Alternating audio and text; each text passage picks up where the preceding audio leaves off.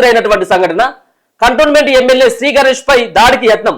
బోనాల ఉత్సవాలకు వెళ్తుండగా అడ్డగించిన 30 మంది. గన్మెన్ల వద్ద గన్స్ లాక్కునేందుకు ప్రయత్నం. కారు అద్దాలు దింపాలని గొడవ. గన్మెన్ల అప్రమత్తతతో తప్పిన ప్రమాదం. ఓయూ పోలీస్ స్టేషన్ లో ఫిర్యాదు చేసిన ఎమ్మెల్యే శ్రీ గణేష్ కు ఫోన్ చేసి వివరాలు ఆరాధించినటువంటి ముఖ్యమంత్రి రేవంత్. చూడు, ఎమ్మెల్యేనే కొట్టేదానికి ప్రయత్నం చేసిందట. గన్ను కూడా గుంజుకొని మరి కాల్పులు జరిపేటువంటి ప్రయత్నం కూడా చేసినట్టుగా ఒక వార్త కనబడతా ఉంది. నిన్న ఎమ్మెల్యేపై దాడికి యత్నించి బైక్లపై పారిపోతున్న దుండగులు పోలీసులకు వివరాలు చెబుతున్నటువంటి శ్రీ గణేష్ నిన్న ఓయూ పోలీస్ స్టేషన్ లో పోయి మళ్ళీ కంప్లైంట్ చేసిన రాత్రి. కంటోన్మెంట్ ఎమ్మెల్యే శ్రీ గణేష్ పై కొందరు దుండగులు దాడికి యత్నించారు. మాణికేశ్వర్ నగర్ లో బోనాల వేడుకలకు వెళ్తుండగా ఆదివారం సాయంత్రం ఒక్కసారిగా 30 మంది యువకులు అడ్డగించారు.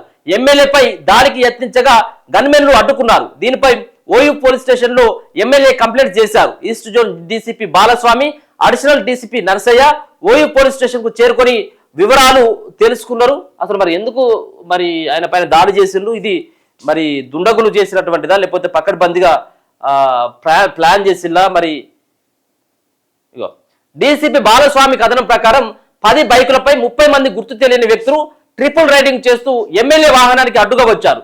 దీంతో ఎమ్మెల్యే డ్రైవర్ హారన్ కొట్టడంతో వారు తమ బండ్లను రోడ్డుపై అడ్డంగా నిలిపి తిరగబడ్డారు. కారు అద్దాలు దింపాలని గొడవ చేశారు.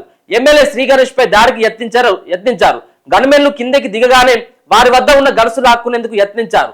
గన్మెన్స్ వారిని తోసేయగా వెహికల్స్ పై విద్యానగర్ వైపు వెళ్లిపోయారు. దీంతో ఎమ్మెల్యే ఓయూపీఎస్ కు వెళ్లి ఫిర్యాదు చేశారు. తనపై ముందస్తు ప్లాన్ ప్రకారం ఆ యువకులు దాడి చేసేందుకు వచ్చారని కంప్లైంట్ లో పేర్కొన్నారు.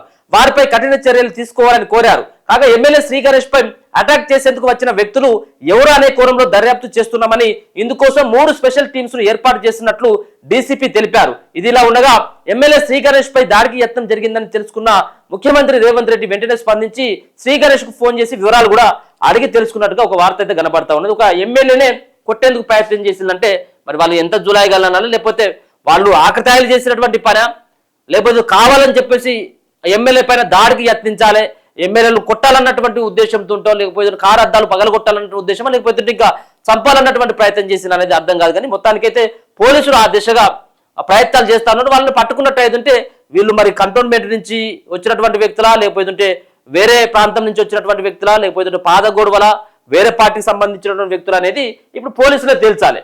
సో మొత్తానికైతే మాత్రం ఆయనే గన్మెన్లు లేకపోయినట్టయితే నాకు ఇబ్బంది అయ్యేది.